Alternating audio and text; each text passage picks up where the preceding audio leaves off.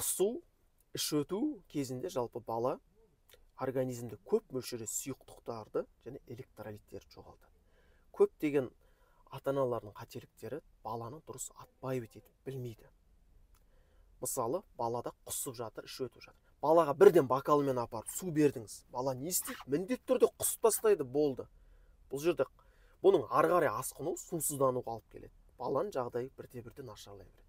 Сол үшін дұрыс атпайып етіп үйренуіміз керек. Ол қалай? Бірінші, шай қасықтың көмегімен, және ложкамен, немесе пятерка шприцті алайық, инесін алып тастап, балаға әр 10-15 минут сайын әсіресе регидратациялық ерітінділер, мәселен регидронды ішкізіп отырамыз 15 минут сайын. Бала қашан құсты? Құсқаннан кейін жобамен 1 сағаттан кейін осы процесті жалғастырамыз ары қарай. Бұл жерде балаға әзірше тамақ беруге асығудың қажеті жоқ. Бірінші, дұрыс атпайып етіп білуіміз